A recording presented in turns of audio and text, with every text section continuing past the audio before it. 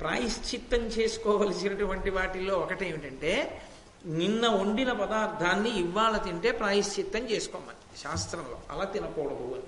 అలా తినడానికి యోగ్యమైన పదార్థం ఏది అంటే ఒక్క బెల్లమే. బెల్లం ఒక్కదానికి నిలవదోషం లేదు. అందుకే పరమేశ్వర నివేదనకి వండేటటువంటి ఏ పదార్థంలోనూ పంచదార కలపరు, బెల్లంతో వండుతారు. పైగా లోకంలో పాత పడిపోయినటువంటి వస్తువులు వాడడానికి ఎక్కువ ఉపయుక్తం కావు. అందులో బాగా నిలవైపోయింది అంత రుచిని పొందదు, జీర్ణశక్తిని దెబ్బతీస్తుంది. కానీ ప్రపంచంలో బాగా నిలవ ఉంటే పథ్యానికి పనికొస్తాయి కొన్ని. అది కూడా ఎటువంటి వాళ్ళ పథ్యానికి? లోపల ఉన్నటువంటి వ్యవస్థ అంతా పచ్చితనాన్ని పొందుతుంది. పచ్చితనాన్ని అంటే అందులో ఏదో పెనుమార్పు సంభవించింది. ఒక గర్భిణీ స్త్రీకి పురుడు వచ్చింది అనుకోండి, ఆమె కడుపు పచ్చి బాలింతరాలు అంటారు. పచ్చి బాలింతరాలు అంటే ఆమె కడుపులో ఉన్న వ్యవస్థ అంతా కూడా ఇప్పుడు మళ్ళీ ఒక కొత్తతనాన్ని పొందింది. పిల్లలు బయటకు వచ్చేసారు కాబట్టి ఇప్పుడు ఆమె కడుపులోకి వెళ్ళే పదార్థం పొరపాటున కూడా ఆమెకు అపకారం చేసేది కాకూడదు. అందుకే పూర్వం ప్రత్యేకించి పేదరాలికి పురుడొచ్చింది అంటే అందరూ గబగబా పథ్యం చేసే పదార్థాలు పంపించేవారు. పథ్యం వండి పెట్టడం మహాపుణ్యంతో కూడుకున్నటువంటి విశేషం. ఎందుచేతనో తెలుసా? 3 ప్రాణులు నిలబడతాయి. అది సామాన్యమైన పుణ్యం కాదు, ఎన్ని జన్మలకి సరిపోయే పుణ్యమో అది. 3 ప్రాణులు నిలబడతాయి. అంటే నేను 3 ప్రాణులు అని వచ్చేసింది, నాకు కవల పిల్లల్ని దృష్టిలో పెట్టుకుని అనేసాను అనుకోండి. 2 ప్రాణులు అనుకోండి. ఎందుచేత అంటే తల్లి, మరి ఆ పథ్యం తిని కదా తల్లి బతుకుతుంది. ఆమెకు అనారోగ్యం రాకూడదు. ఆమెకు అనారోగ్యం వస్తే పాలాగిపోతాయి. పాలాగిపోతే పిల్లలేరి ఎలా బతుకుతారు వాళ్ళు? ఆ తల్లికి అనారోగ్యం రాకూడదు. ఆ తల్లి ఆరోగ్యంగా ఉండాలి. ఆమె యందు పాలు సృజింపబడాలి. ఆ పాలు తాగి పిల్లలు బతుకుతారు. ఆమె ఆరోగ్యవంతమైన పదార్థం తింటేనే పిల్లలు ఆరోగ్యంగా ఉంటారు, లేకపోతే వాళ్ళకే పడిష తక్కువ వస్తుంది. అందుకే 2 లేక 3 ప్రాణులు బ్రతకడానికి ఏర్పాటు ఏది అంటే పురటాలికి పథ్యం పెట్టడమే. అందుకే పెద్దరికానికి పరాకాష్ఠ ఏమిటంటే, పూర్వం చెప్పుకునేవారు ఘనంగా, నేను ఇంతమందికి పథ్యం వండి పెట్టానండి, అంతమందికి పథ్యం పెట్టిందా అనేవారు. అంటే వాళ్ళ చెయ్యి ఎంత మంచిదో మీరు ఆలోచించాలి. ఆ చేతి అన్నం పురటాలకి పాలు పట్టేట్టు చేసింది. అంటే ఆ హృదయాలు ఎంత మంచివో, వాళ్ళు ఎంత గౌరవానికి అర్హులో, వాళ్ళు ఎంతటి పూజనీయులో అర్థమవుతుంది. అంత మంచి హృదయం ఉన్నవాళ్ళు అని. అందుకే కొన్ని పదార్థములు నిలవున్న కొద్దీ పథ్యానికి పనికొస్తాయి. ఎవరికి పథ్యానికి? పురటాలి పథ్యానికి కూడా పనికొస్తాయి. అందులో ఒకటి బెల్లం. అందుకే కదా పాత బెల్లం పంపిస్తుంటారు. ఆ ఇంట్లో పురటాలు ఉంది అంటే పాత బెల్లం పంపిస్తారు. ఎందుకంటే పాత బెల్లంతో వండి కాయేమని తయారు చేసి ఇస్తారు, తింటుంటారు పురటాలు. సరే, అది వేరే విషయం అనుకోండి. ఈ విషయాలు మీకు ఈ మధ్య బాగా తెలిసాయి అనుకోకండి. కాబట్టి ఆ బెల్లానికి పాత పడిన కొద్దీ పథ్యంగా ఉండగలిగినటువంటి శక్తి ఉన్నట్లే లోకంలో కొన్ని పదార్థాలకి ఒక్కొక్క రకమైనటువంటి శక్తి ఉంటుంది.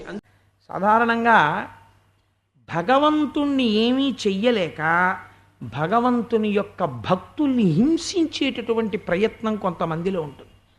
ఆయనకి ఏ పాపం ఎరగడు, ఆయన ఈశ్వరుణ్ణి నమ్మి ఉంటాడు.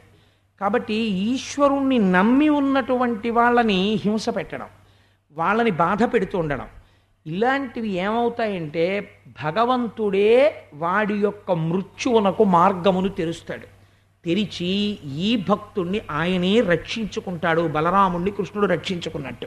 2, మనం దేవాలయంలో దర్శనానికి వెడతాం. చాలామంది ఒక పొరపాటు చేస్తుంటారు. దేవాలయంలో దర్శనానికి వెళ్ళినప్పుడు ప్రధానమైనటువంటి నియమాలు కొన్ని ఉంటాయి. అవి లేకుండా చేసినటువంటి దర్శనాన్ని దర్శనం కింద లెక్కలో వెయ్యరు. ఒకటి ఏమిటో తెలుసా అండి?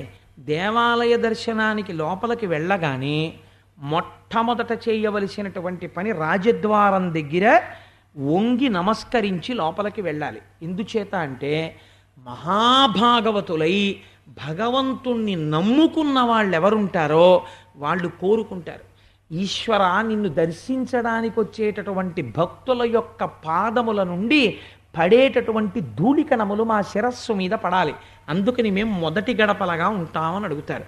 వారి మించి చెప్పులతో దాటితే ఉత్తర జన్మలో ఏం చేస్తారో తెలుసా అండి? దానికి ఒక్కటే శిక్ష, కాళ్ళు లేని వారిగా పుట్టిస్తారు. వాళ్ళకి గమనం ఉండదు. నేను అబద్ధం చెప్పట్లేదు, మీరు శైవాగమం చూడొచ్చు. 2, ఈశ్వరుడి ముందుకు వెళ్ళినప్పుడు ఇలా అంటే ఒక చేతిని తీసేస్తారు ఉత్తర జన్మలో, బాహువుని తీసేస్తారు, ఒక బాహువుతోనే ఉంటాడు. ఈశ్వరుడి ముందు ఇలాగే నమస్కరించాలి. 2, ఈశ్వర దర్శనానికి వెళ్ళేటప్పుడు ఎప్పుడూ కూడా పరివార దేవతల్ని వదిలిపెట్టి వెళ్ళకూడదు. ఈశ్వరుడి చుట్టూ ప్రదక్షిణ మార్గంలో పరివార దేవతలు ఉంటారు. తాను దర్శనమన్నా చెయ్యాలి, లేదా పరివార దేవతలందరి తరపున ఎవరో ఒకరి దర్శనం చేసి అందరికీ మనసులో నమస్కారం చేసి ప్రధానమూర్తి దర్శనానికి వెళ్ళాలి. అసలు అందుకే పూర్వం దేవాలయం కడితే శివాలయం అయితే నాయనారులు ఉండేవారు, 63 మంది నాయనారులు ఉండేవారు. అలాగే విష్ణువాలయం అయితే 12 ఆళ్వార్లు ఉండేవారు. ఆళ్వార్లు నాయనార్లు అంటే వాళ్ళు భగవంతుని యొక్క కృపచేత వృద్ధిలోకి వచ్చినటువంటి వాళ్ళు. ముందు వాళ్ళ దర్శనం చేసి భగవంతుడి దర్శనానికి వెడతారు. వెళ్లే ముందు ధ్వజస్తంభానికి నమస్కారం చెయ్యాలి, వేద ప్రమాణాన్ని అంగీకరించినట్టు. ఈశ్వరుడి దగ్గరికి వెళ్ళి మౌనంగా నిలబడి నమస్కారం చెయ్యాలి. ఈశ్వరుడి దగ్గర ఒకరు నిలబడి నమస్కారం చేస్తుండగా వారి పాదాలకి నమస్కారం చెయ్యకూడదు. ఎందుకంటే ఆయన పుచ్చుకున్నాడు అనుకోండి, ఆయన అపచారం చేసినట్టు అవుతుంది. ఈశ్వరుడా ఈయన పెద్ద, కాబట్టి ఆయన ఏం చెయ్యాలి? వారి తెలియక చేస్తున్నారు, ఈశ్వరా ఈ నమస్కారం నువ్వు పుచ్చుకో అంటూ ఉండాలి మనసులో. కాబట్టి వారిని అలా ఇబ్బంది పెట్టకూడదు. దేవాలయంలో భగవంతుని ముందు నిలబడి ఉండగా వేరొకరికి నమస్కారం చేయవలసిన అవసరము లేదు. ఆ నమస్కారం ఈశ్వరుడికే చెందుతుంది. కాబట్టి భగవద్భక్తులను హింసించడం, భగవద్భక్తుల్ని తిరస్కరించడం, భగవంతుని పట్ల ప్రేమగా ఉన్నట్లు నటించడం పరమ ప్రమాదకరము. దానివల్ల ఈశ్వరానుగ్రహాన్ని పొందరు.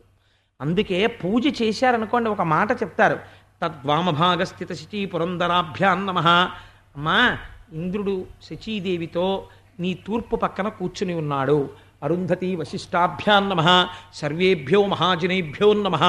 ఇక్కడ ఎందరో పెద్దలు కూర్చున్నారు, బ్రాహ్మణులు కూర్చుని ఉన్నారు అని అక్షతలు తీసుకుని యజమాని బ్రాహ్మణుల మీద వేస్తాడు, తల మీద. అలా వేయడం ఏమిటండి? ఈయన వెయ్యొచ్చా వాళ్ళకి ఆ అక్షతలు? అంటే గౌరవంతో నమస్కారం చేశాడు. ఇంతమంది మధ్యలో ఉన్న ఈశ్వరుడు ప్రసన్నమూర్తి అయి ఉంటాడు. నమోస్తు రామాయ సలక్ష్మణాయ, లక్ష్మణునితో కూడిన రాముడు ప్రసన్నుడై ఉంటాడు. అలాగే ఓ శివ పూజ చేశారనుకోండి, ఓం ఓం ఓం ఓం నంది భృంగిరిట వీరక వీరభద్రచండీశ్వర ప్రమద ముఖ్య మహాగణేభ్య అని ఆయన చుట్టూ ఉండేటటువంటి ప్రధాన పరివార దేవతల్ని ఘంటానాదం చేస్తూ పిలుస్తారు. వాళ్ళందరికీ ముందు నమస్కారం చేసి అప్పుడు ఈశ్వరుడికి నమస్కారం చేస్తారు. అప్పుడు ఆయన ప్రసన్నుడవుతాడు. భాగవతులను, భగవంతుణ్ణి నమ్మి దేవాలయాల్లో ఉన్నటువంటి వారిని ఉపేక్షించి ఈశ్వరుడికి నమస్కరిస్తే ఈశ్వరుడు దాన్ని స్వీకరించడు. నేను తరచూ ఒక విషయం చూస్తుంటాను, మీరు మరోలా అనుకోకండి, మీకు ప్రయోజనకరమైన విషయం కాబట్టి నేను చెప్తాను. నేను చాలా ఇళ్లలో ఎప్పుడైనా వెడితే పూజా మందిరం చూడండి అంటుంటారు. అంటే వెళ్ళి ఒక నమస్కారం చేసి వస్తాను, వాళ్ళ భక్తి గొప్పది. నేను ఎవరిని విమర్శ చేయట్లేదు, కానీ ఒక విషయం తెలుసుకోండి. నేను తరచూ ఇళ్లలో చూస్తుంటాను, ఒక మెట్లు లాంటివి ఒకటో రెండో కడతారు. కట్టి దాని మీద ఏమీ ఆచ్ఛాదన ఉండదు, కనీసం ఒక పేపర్ కూడా వెయ్యకుండా దాని మీద ఒక చెక్క కానీ ఒక మంటపం కానీ ఏమీ ఉండకుండా దాని మీద ఈశ్వరమూర్తుల్ని నిలబెడుతుంటారు. దానితో పాటు శంఖము మొదలైనవి కూడా పెట్టేస్తుంటారు. అలాగే యంత్రాలు ఎట్టి పరిస్థితులలోనూ భూమికి తగలడానికి వీల్లేదు. చాలామంది ఇవాళ మార్కెట్లో సబ్బులు అమ్మినట్టు అమ్మేస్తున్నారు యంత్రాలు. ఎలా అమ్ముతున్నారో వాళ్ళకి తెలియాలి, కొనుక్కునే వాళ్ళకి తెలియాలి. యంత్రాన్ని అందరూ పట్టుకోలేరు, యంత్రాన్ని అందరూ హ్యాండిల్ చేయలేరు. యంత్ర పూజ ఎందుకండి? హాయిగా అంగుష్ట మాత్రమైన ఈశ్వరమూర్తిని పెట్టుకుని పూజ చేసుకునేదానికి దాన్ని ఆరాధన చెయ్యడం వస్తే చెయ్యాలి, లేనప్పుడు అటువంటి ప్రమాదకరమైన పనులు చేయకూడదు. వాటిని తీసుకొచ్చి నేల మీద పెడుతుంటారు. నేల మీద పెట్టి మీరు ఎంత పూజ చేసినా దానికి సరైన ఫలితాలు రావు. ఎందుచేత అంటే ముందు మీరు వచ్చినటువంటి వాడికి విస్తరేసి గాండ్రించి విస్తట్లో ఉమ్మేసి ఎన్ని పదార్థాలైనా వడ్డించండి, తింటాడా వాడు? అసలు ముందు మర్యాదేది ఈశ్వరుని మంటపంలో. గృహస్థాశ్రమంలో ఉన్న వాళ్ళు ముందు అసలు పూజా మందిరం ఎలా ఉంచుకోవాలి తెలుసుకోవాలి. దేవీ భాగవతం లాంటివి చదువుకోవాలి.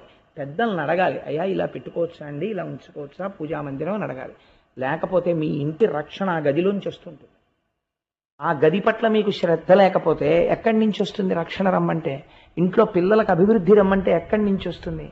రోజు పిల్లలతో పెద్దలకి జట్టి, లెమ్మంటే లేవదు, పడుకోమంటే పడుకోదు, చదువుకోమంటే చదువుకోడు, ఎక్కడికో పోతుంటాడు, పుస్తకాలు నేల మీద పెడుతుంటే ఎక్కడి నుంచి వస్తుంది రమ్మంటే శ్రద్ధ?